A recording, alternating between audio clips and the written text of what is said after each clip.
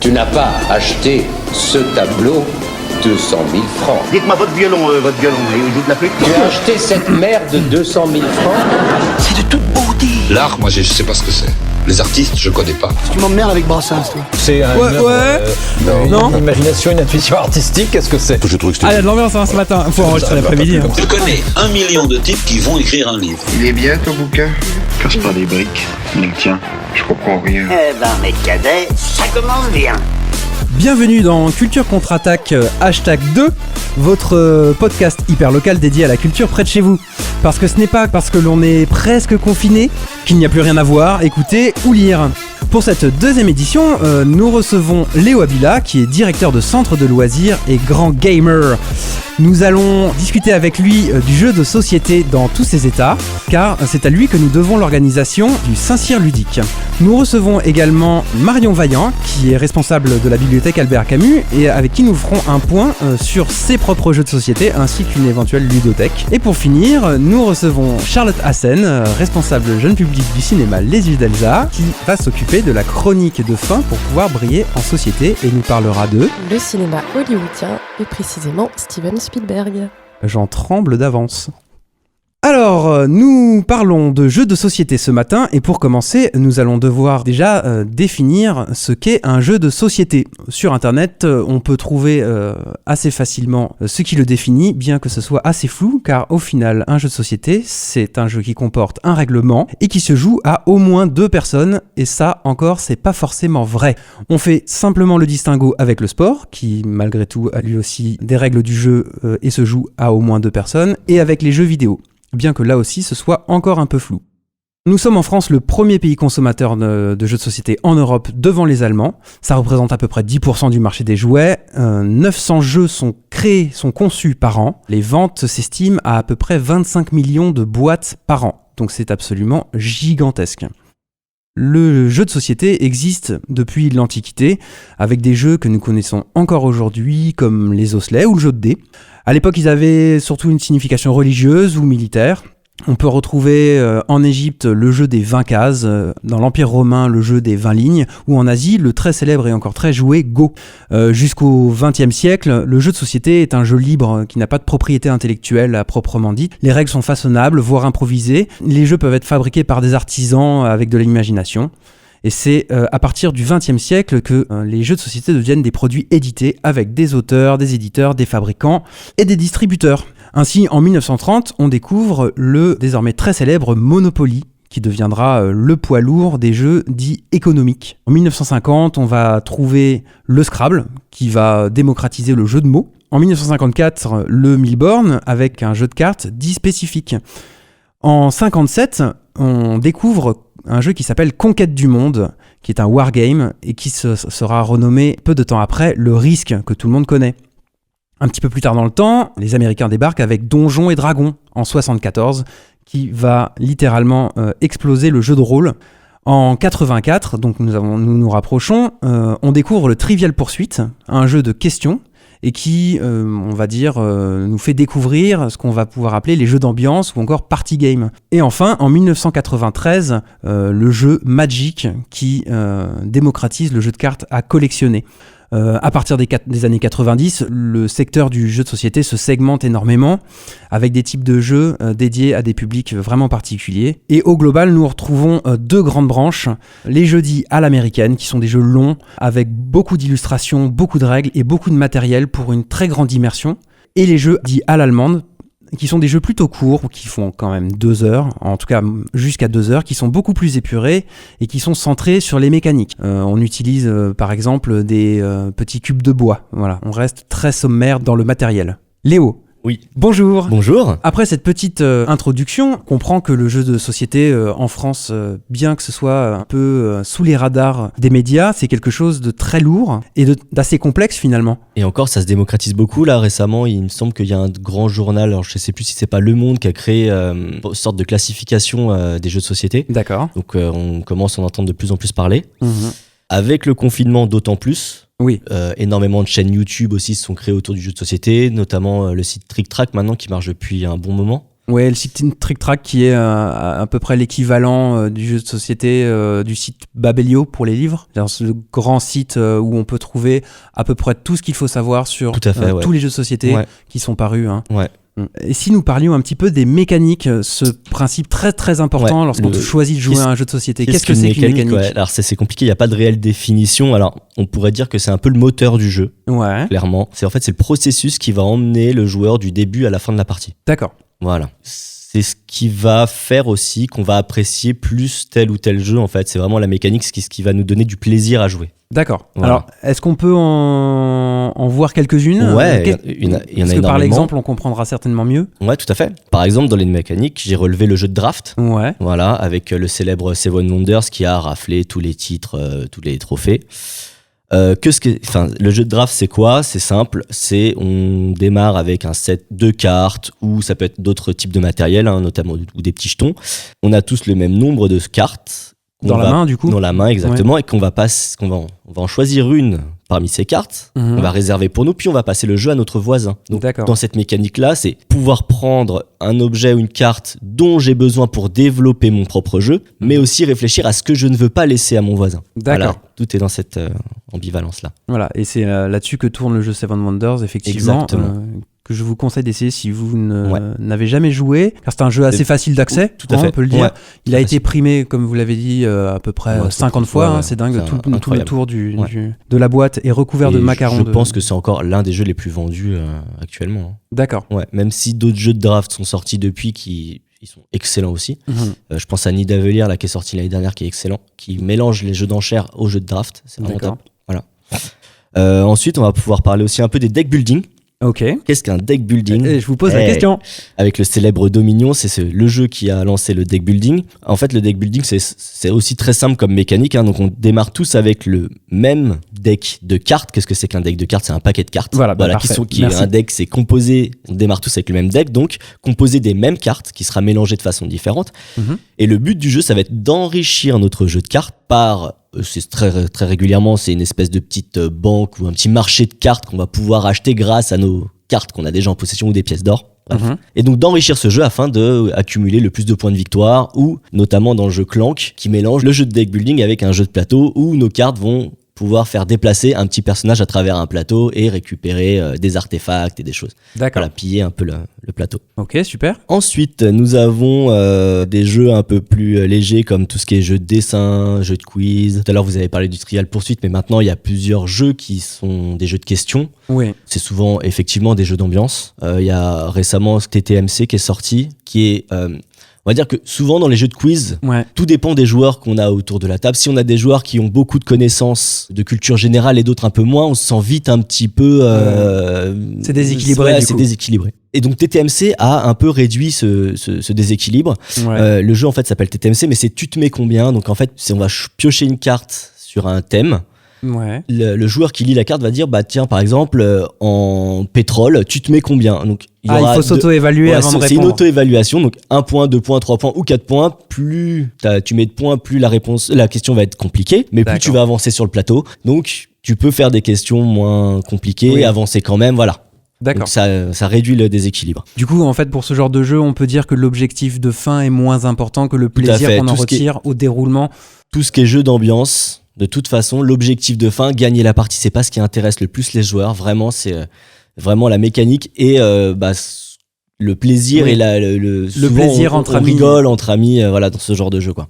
Et d'ailleurs, dans ce type de jeu, du coup, il n'est pas vraiment question de gagner. Peut-être que certains jeux... Charlotte Hassen. Peut-être que certains jeux se jouent ou se gagnent en collectif. Tout à fait, il y a des gens coopératifs dans les jeux d'ambiance, tout à fait. Ouais. Alors justement, ça nous permet de rebondir. Est-ce que vous pouvez nous parler un petit peu du jeu de coopération ? Ouais, du jeu de coopération, tout à fait. Alors, qu'est-ce qu'un jeu de coopération ? Un jeu de coopération, c'est l'ensemble des joueurs vont jouer contre le jeu. En fait, il y aura une interaction forte et une communication forte entre les joueurs afin de déjouer, le jeu est le grand méchant. Voilà, c'est ça, exactement. Arriver à le déjouer. Tout à fait. Alors, dans les jeux de coopération, il y en a maintenant plein. Ça se popularise vraiment beaucoup. Moi, je le conseille énormément pour les jeunes publics, pour les jeunes joueurs. D'accord. Au moins, les parents peuvent jouer avec les enfants. C'est pas parents contre enfants, mais c'est parents avec enfants pour gagner la partie. Voilà. D'accord. Donc ça, c'est vraiment top pour les petits. Pour les jeux d'ambiance, il y en a plein aussi qui sont top. Notamment un très récent Cosmopolite qui est génial. D'accord. Chaque joueur fait partie d'une bande de restaurateurs. Il y a des cuisiniers, il y a une serveuse. Et le but, c'est de servir des plats aux clients. Mais les commandes des clients sont en toutes les langues possibles et imaginables dans le monde. Et donc, voilà, il faut réussir à retrouver les plats Qui correspondent aux clients. Voilà. aux commandes qui ne sont pas forcément et c'est compréhensibles. très drôle. Voilà. D'accord. Est-ce qu'on peut faire un tout petit tour avant de s'arrêter là, parce que le temps presse déjà, sur les jeux de stratégie, conquête, placement d'ouvriers, etc. Bah, le premier jeu de conquête, c'est Risk. On en a parlé. Oui. Voilà. Après, il y a eu Cyclades aussi en conquête qui est très bien. D'accord. Ouais. Et il me semble présent à la bibliothèque. Après, donc on avait dit conquête, stratégie, il y a les jeux d'adresse aussi. Donc on peut joindre au party game. Hein. Ouais, voilà, exactement.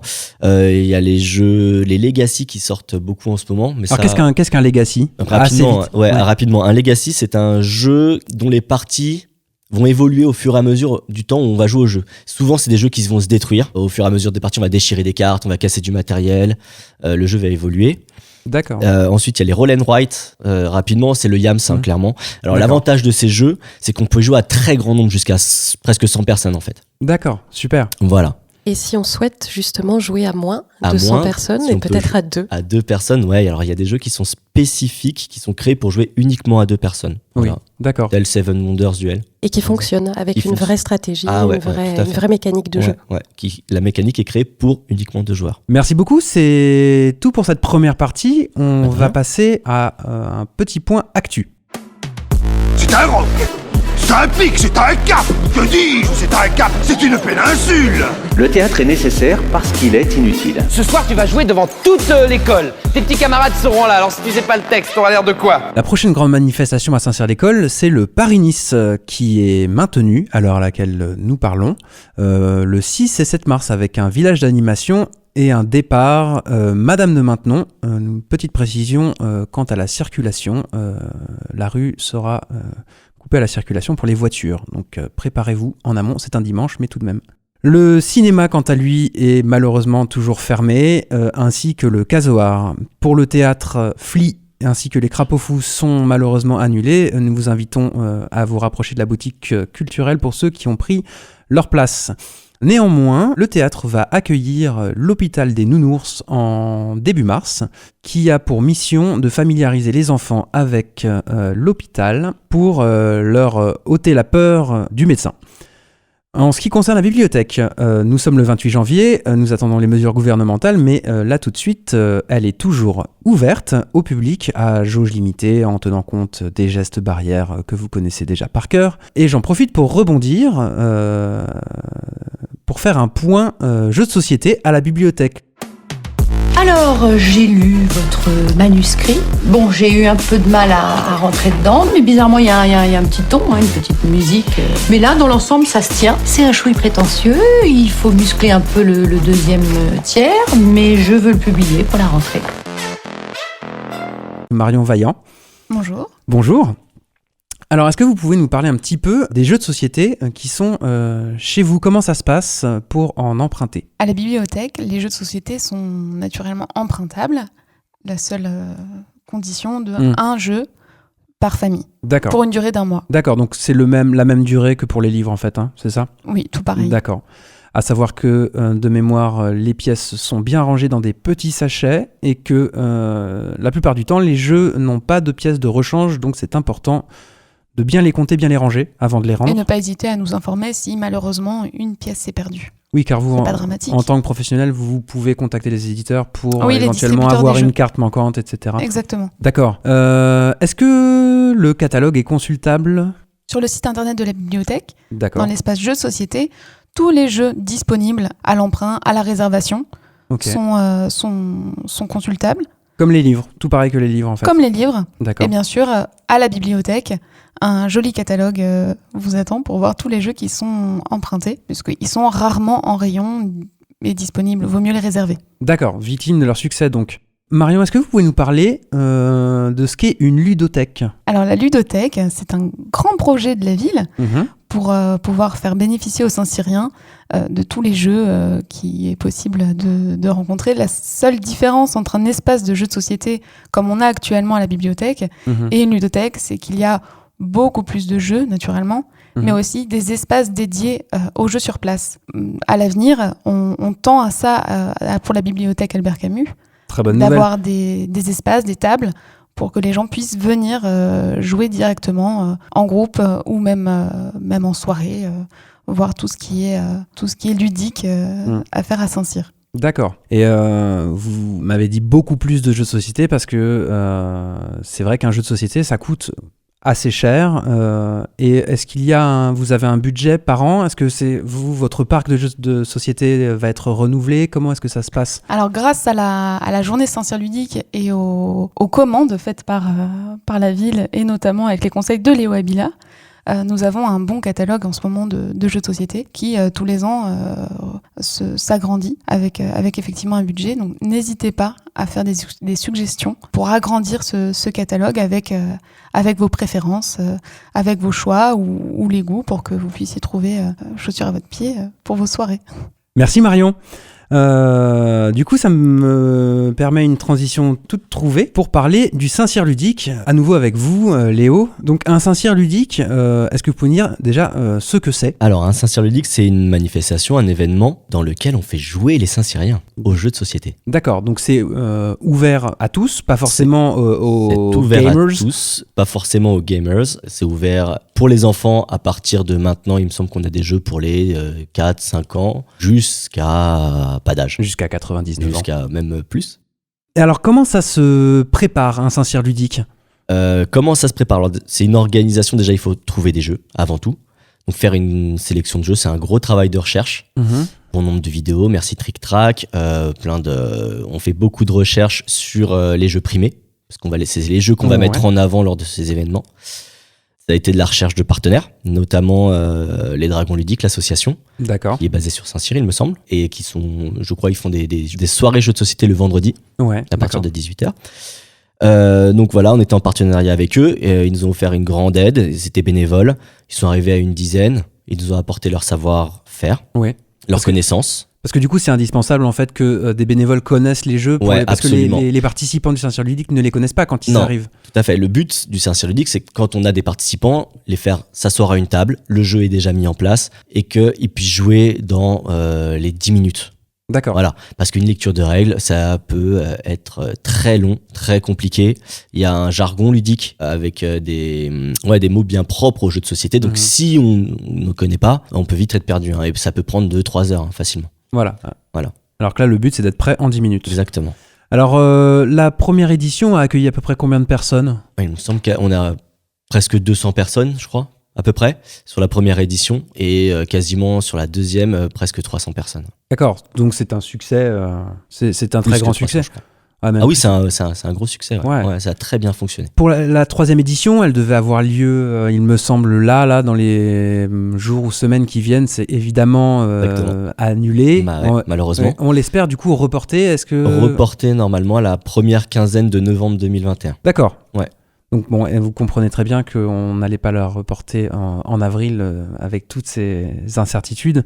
Qu'est-ce qui sera différent dans cette troisième édition par rapport aux deux précédentes ? J'espère plus d'espace pour accueillir plus de personnes. D'accord.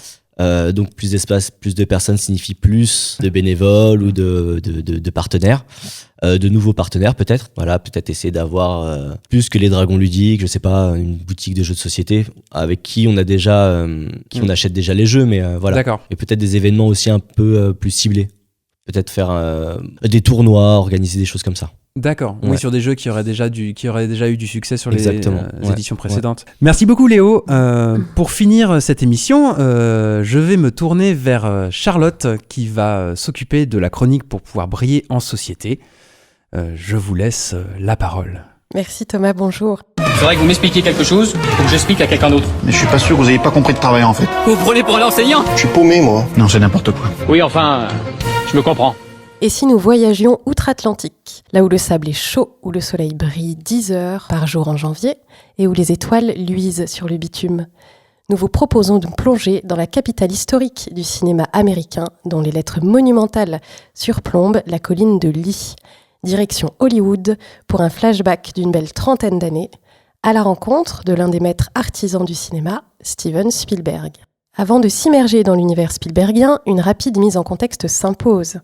La fin des années 60 marque la chute des grands studios hollywoodiens. Le code Hays prend fin également. Il s'agissait d'un ensemble de règles encadrant strictement la production des films américains. Pendant presque 25 ans, il imposera, par exemple, la durée des baisers de cinéma à 3 secondes maximum. Mais la censure attise aussi la créativité. Dans La mort aux trousses, réalisée en 1957 par le grand Alfred Hitchcock, le personnage incarné par Cary Grant secourt celui d'Eva Marie Saint. S'ensuit un baiser de moins de 3 secondes, donc, code Hays oblige, puis un cut net induisant une métaphore à peine dissimulée que vous connaissez certainement, celle d'un train rentrant dans un tunnel de nuit.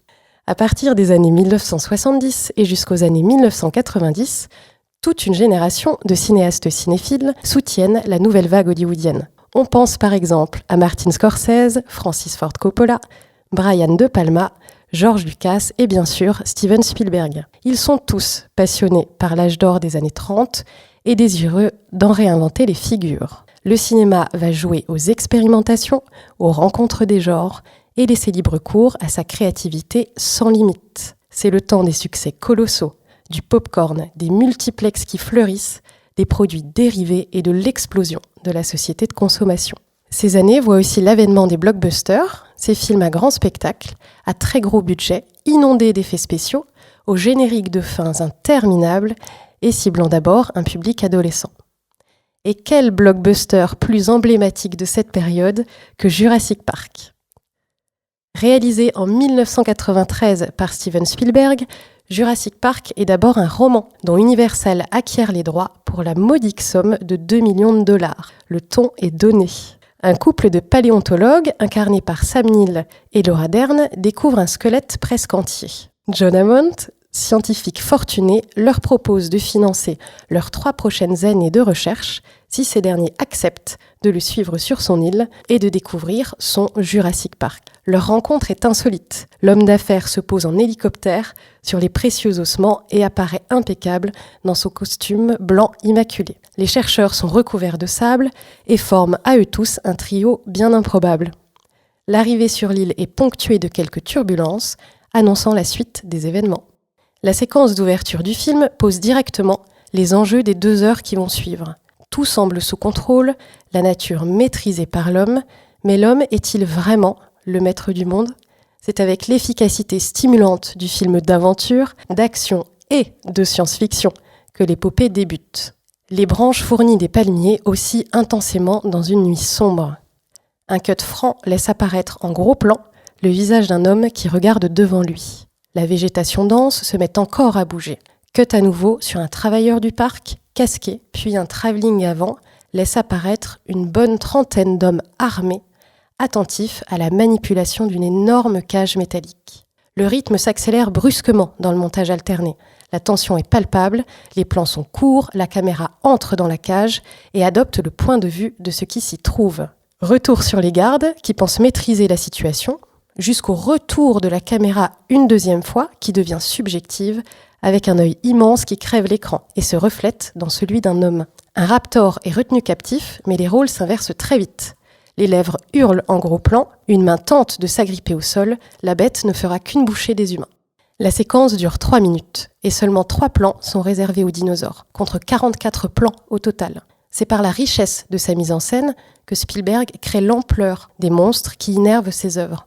Le monstre existe donc à l'image, mais surtout en dehors, dans le hors-champ, par le son et les indices laissés subtilement au spectateur. Sur l'intégralité du film d'ailleurs, les dinosaures ne sont visibles réellement à l'écran qu'une 15aine de minutes, mais ils sont présents en permanence dans l'esprit du public et des protagonistes. La puissance des effets spéciaux aussi soutient cette mise en scène grandiose. Ami de longue date avec un certain George Lucas, c'est à sa société, ILM, que Spielberg délègue la création des animatroniques. Ces énormes maquettes à taille réelle, animés sur commande. Seule majoritairement la tête des dinosaures seront animés physiquement, leur corps sera recréé en images de synthèse, dont la post-production est également déléguée à, je vous le demande, George Lucas encore. La gestion de ces marionnettes électroniques a d'ailleurs créé des frayeurs bien réelles lors du tournage à Hawaï. La productrice du film se souvient qu'un jour de pluie, alors que l'équipe du film déjeunait tranquillement, les machines se sont mises à fonctionner toutes seules sous l'effet de la pluie. Une fois remis de leurs émotions, il était question pour les acteurs de jouer en face de balles de tennis représentant les dinosaures et d'entendre un rugissement joué par Spielberg lui-même au mégaphone. Fou rire et panique ont animé ce tournage hors norme. Oscar du meilleur son, du meilleur montage sonore et meilleurs effets visuels, le sound design a été confié à, je vous le donne en mille, George Lucas toujours, et ses équipes de Skywalker Sound. D'ailleurs, avez-vous déjà entendu un cri de tyrannosaure ? Bah non. Ah non. Jamais. Et oui, moi non plus. Personne d'ailleurs. Mais il a bien fallu, pourtant, créer un son incarnant les monstres évoqués. Le mugissement du doux brachiosaure, au début du film, a été créé avec le mixage de sons de baleines et d'ânes. Pour les vélociraptors, leur cri strident comprend des sons d'éléphants de mer, de dauphins et de morses. Quant au rugissement glaçant du T-Rex, il a été obtenu en combinant aboiements, cris de pingouins, de tigres, d'alligators et d'éléphants. Pour l'annonce visuelle de l'attaque du T-Rex, il est encore question d'astuces sonores. Lorsque les enfants sont prisonniers dans la voiture, Alex se retourne et regarde en gros plan un verre dont l'eau vibre par le milieu. Après de nombreuses tentatives, c'est en grattant une corde de guitare à proximité que Spielberg a réussi à obtenir cet effet. Le climax est à son comble, la menace est omniprésente et frappe là où on ne s'y attend pas. Spielberg va jusqu'à accepter de mettre en danger Alex et Tim, les deux enfants que tous les adultes semblent abandonner. Presque écrasés sous la Jeep du parc, ils trouvent refuge auprès du docteur Grant, figure paternelle malgré lui, et apparaissent comme une famille nichée en haut d'un arbre. Cinéaste de l'émotion forte et du frisson, Spielberg est aussi très sentimental. Rappelant que la vie ne se contrôle pas, il place, comme souvent dans son œuvre, ses espoirs profondément humanisme en l'homme.